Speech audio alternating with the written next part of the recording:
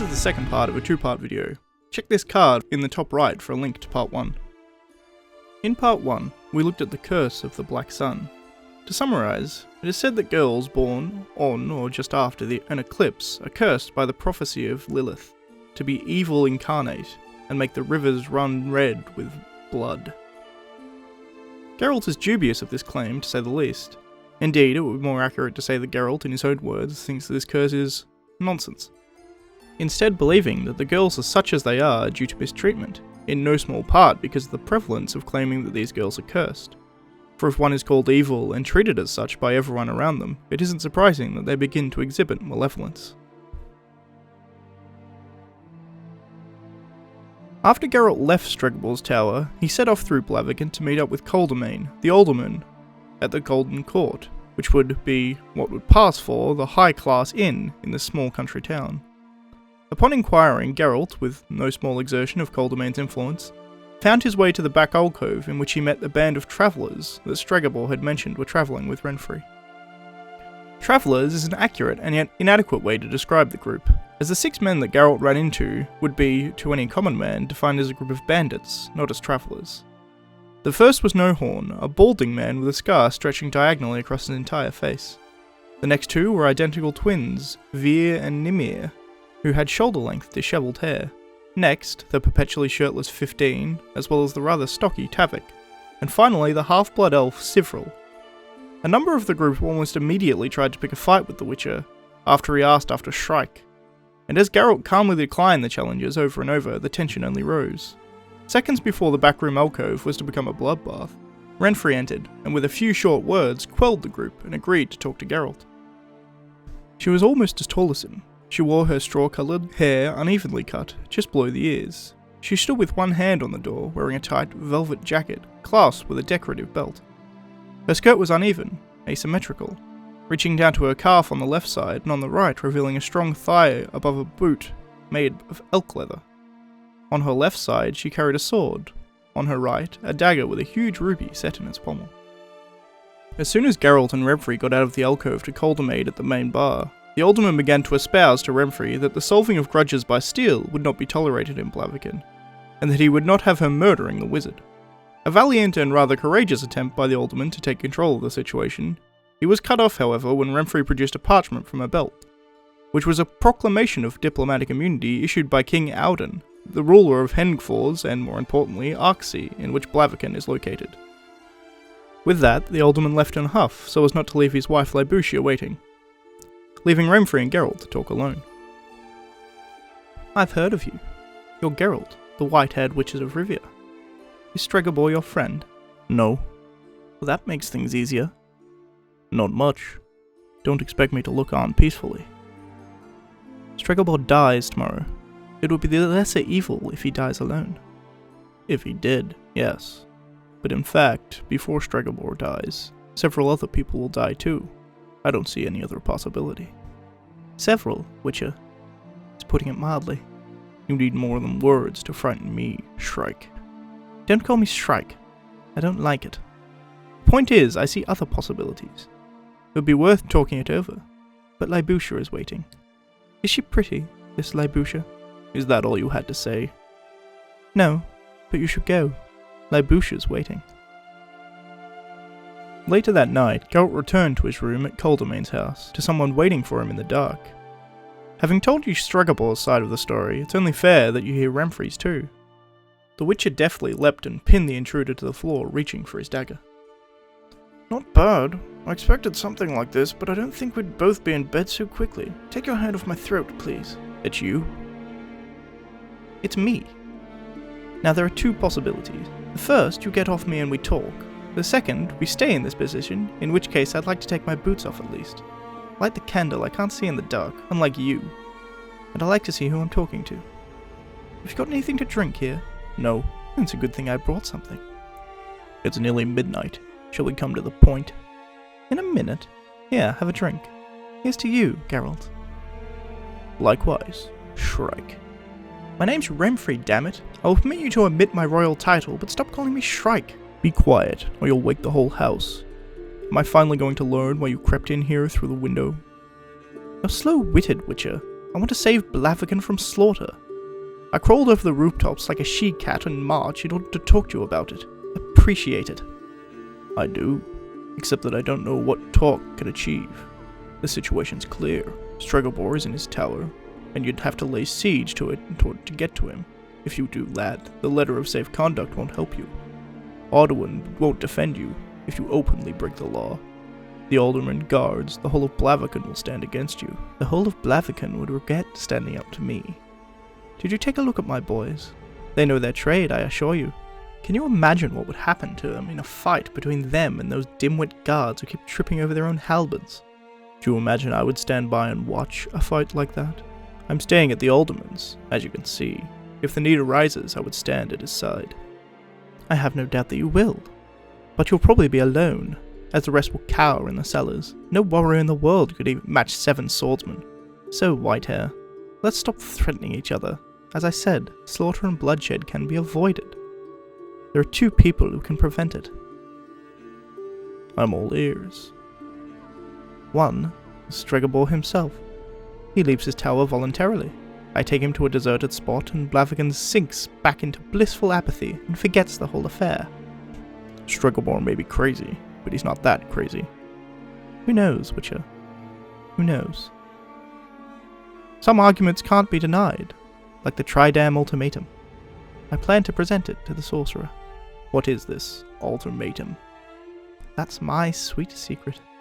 As you wish, but I doubt it'll be effective. Stregobor's teeth chatter when he speaks of you. An ultimatum which would persuade him to voluntarily surrender himself to your beautiful hands would have to be pretty good. So who's the other person? Let me guess. I wonder how sharp you are, Whitehair. It's you, Renfrey. You'll reveal a true princely, what am I saying, a royal magnanimity, and renounce your revenge, have I guessed. Geralt, I used to be a princess. I had everything I could dream of. Servants at my beck and call, dresses, shoes, cambric knickers, jewels and trinkets, ponies, goldfish in a bowl, dolls and dolls' houses bigger than this room. That was my life until Stregobor and that whore Aridea ordered the huntsman to butcher me in the forest and bring back my heart and liver. Lovely, don't you think? No. I'm pleased that you evaded the huntsman, Renfrey. Like shit I did. He took pity on me and let me go, after the son of a bitch raped me and robbed me. That was the end of the princess. The dress grew torn, the cambric grew grubby, and then there was dirt, hunger, stench, stink, and abuse. Selling myself to an old bum for a bowl of soup or a roof over my head. Do you know what my hair was like? Silk, and it reached a good foot below my hips. I had to cut right to the scalp with sheep shears when I caught lice. It's never grown back properly. I stole rather than starve to death. I killed to avoid being killed. I was locked in prisons which stank of urine, never knowing if they would hang me in the morning or just flog me and release me. And through it all, my stepmother and your sorcerer were hard on my heels with their poisons and assassins and spells. And you want me to reveal my magnanimity? To give him royally? I'll tear his head off, royally, first. Aridea and Stregobor tried to poison you. With an apple seasoned with nightshade. I was saved by a gnome, and an emetic I thought would turn my insides out. But I survived. Was it one of the 7 gnomes?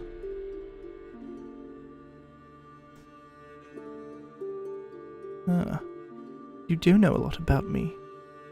Yes. Do you have something against gnomes? Or humanoids? They were better than me than most people. Not that that's any of your business. Stregobor and Aridea hunted me like a wild animal as long as they could, until I became the hunter. Aridea died in her own bed. She was lucky I didn't get to her earlier. I had a special plan for her. And now I've got one for the sorcerer. Do you think he deserves to die? I'm no judge. I'm a witcher. You are. I said that there were 2 people that could prevent bloodshed in Blaviken. The second is you. The sorcerer will let you into the tower. You could kill him. Renfrey, did you fall from the roof onto your head on your way to my room? Are you a witcher or aren't you, damn it? They say you killed a Kikimora and brought it here on a donkey to get a price for it. Stregobor is worse than a Kikimora. It's just a mindless beast which kills because it's how gods made it. Stregobor is a brute, a true monster. Bring him to me on a donkey and I won't begrudge you any sum you care to mention. I'm not a hired thug, Shrike. You're not. You're a witcher, a defender of people from evil. And evil is the steel and fire which will cause devastation here if we fight each other. Don't you think I'm proposing a lesser evil, a better solution? Even for that son of a bitch Stregobor. You can kill him mercifully, with one thrust. He'll die without knowing it. And I guarantee him quite the reverse. I understand your hesitation, but I need an answer now. Do you know why Stregobor and the king's wife wanted to kill you? It's obvious. I am the heir to the throne. Aradea's children were born out of wedlock and don't have any right to— No. Fine. I'm supposed to be cursed. Contaminated by my mother's womb. I'm supposed to be— Yes. A monster. And are you? I don't know, Geralt. Because how am I to know, damn it?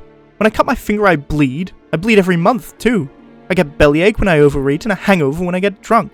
When I'm happy I sing and I swear when I'm sad. When I hate someone I kill them, and when— But enough of this! Your answer, Witcher! My answer is no.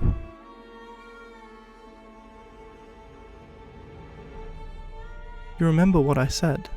There are offers you can't refuse, the consequences are so terrible. And this is one of them.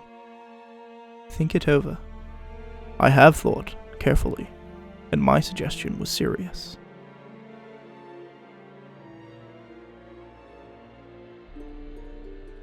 Geralt, did Stregobor ask you to kill me? Yes. He believed it was the lesser evil. Can I believe you refused him as you have me? You can. Why? Because I don't believe in a lesser evil. You don't believe in it, you say? Well, you're right, in a way. Only evil and greater evil exist, and beyond them, in the shadows, lurk true evil. True evil, Geralt, is something you can barely imagine. Even if you believe nothing can still surprise you, and sometimes, true evil seizes you by the throat and demands that you choose between it and another, slightly lesser evil. What's your goal here, Renfrey? Nothing. I've had a bit to drink and I'm philosophizing. I'm looking for general truths, and I've found one. Lesser evils exist, but we can't choose them. Only true evil can force us to such a choice, whether we like it or not. Maybe I've not had enough to drink, and in the meantime midnight's passed the way it does. Let's speak plainly.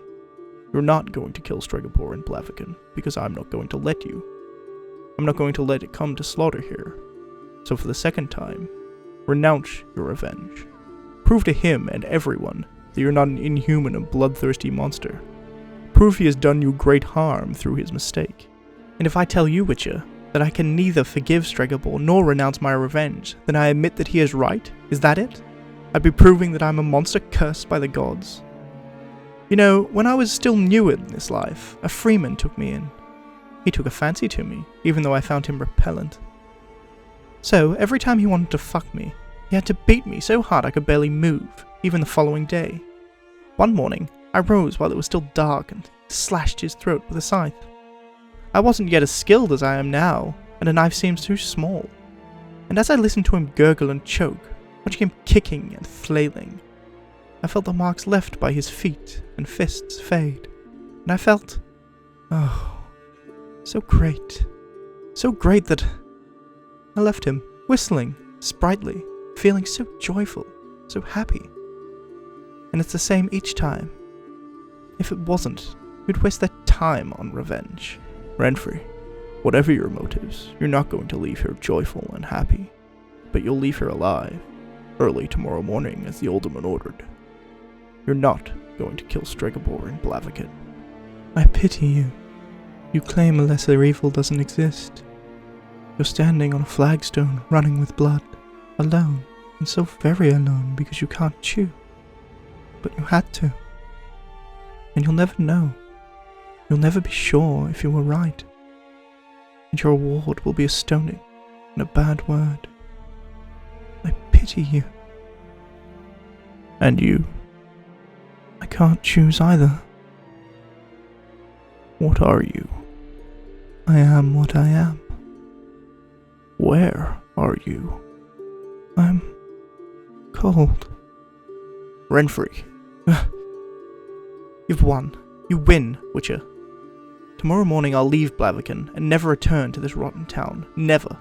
Now pass me the wineskin. Geralt? I'm here. That bloody roof is steep. I prefer to leave at dawn than fall and hurt myself in the dark. I'm a princess and my body's delicate. I can fill a pea under a mattress, as long as it's not well stuffed with straw, obviously. How about it? Renfrey, is that really befitting a princess? What do you know of princesses, dammit? I've lived as one, and the joy of being one is able to do what you like. Do I have to tell you straight out what I want? I can't believe that you don't find me attractive. Are you afraid you'll meet the freeman's sticky fate, eh, Whitehair?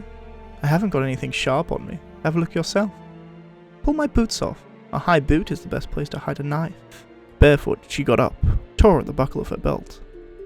I'm not hiding anything here, either. Or here, as you can see. Put that bloody candle out. Renfrey. What? Is this cambric? Of course it is, dammit. I'm a princess, am I not?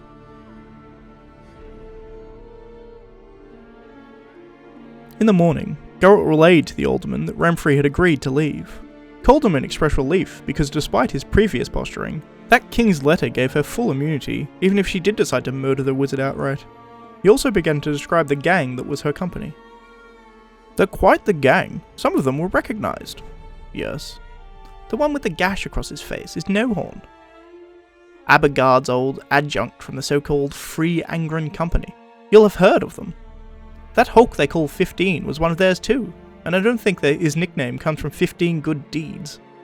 The half-elf is Sivril, a brigand and professional murderer. Apparently he had something to do with a massacre at Tridam. Where? Tridam. Didn't you hear of it? Everyone was talking about it. 3 years ago. The Baron of Tridam was holding some brigands in the dungeon. Their comrades, one of whom was that half-blood Sivril, seized a river ferry full of pilgrims during the Feast of Nis.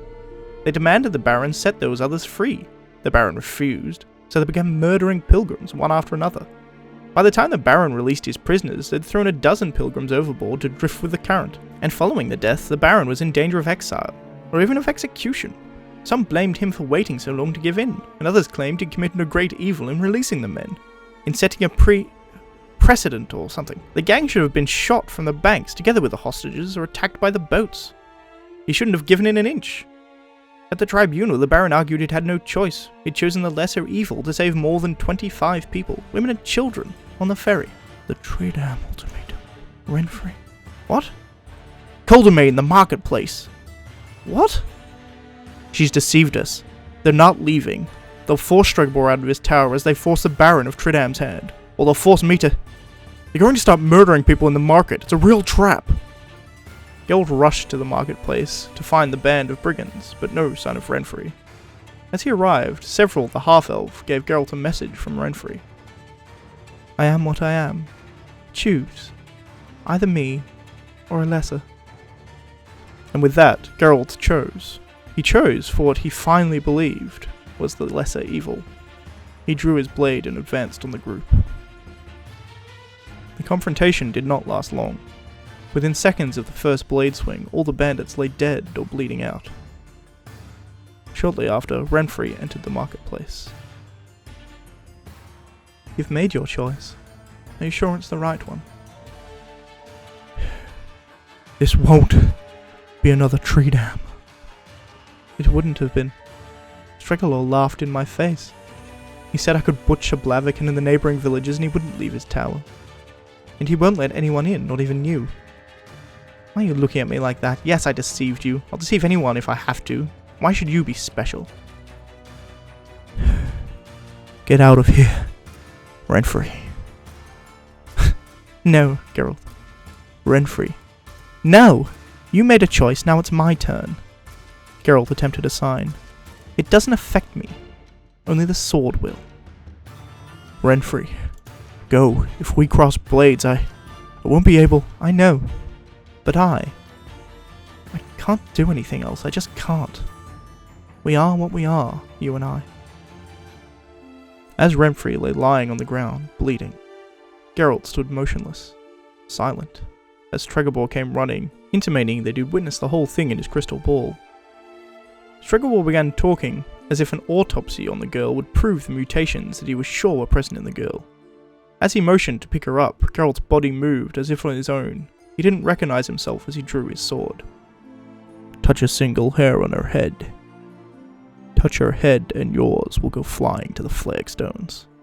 Have you gone mad? You're wounded, in shock. An autopsy is the only way we can confirm. Don't touch her. Alright, as you wish. But you'll never know. You'll never be sure. Never, do you hear, Witcher? Be gone.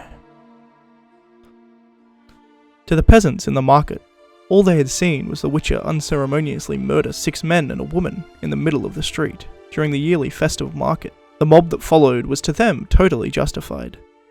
The stones began to fly at the Witcher. His quick use of the Quen sign protected him from the blows, but the rocks didn't ultimately cease until the alderman finally reached the Witcher.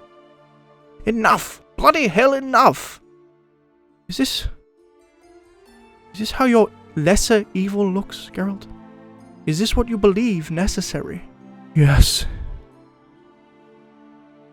Is your wound serious? No. In that case, get out of here. Yes. Geralt. Don't come back. Never come back. And with that, the Butcher of Blaviken was born. As was Geralt's sense of right and wrong, his view of evil challenged. Geralt acted preemptively to do what he thought was a lesser evil. However, as Geralt himself had earlier surmised, the people of Blaviken only saw the evil in front of them, irrespective of its measure, and through that sight, judged him. I am Tom, thanks for watching, and I shall see you next time.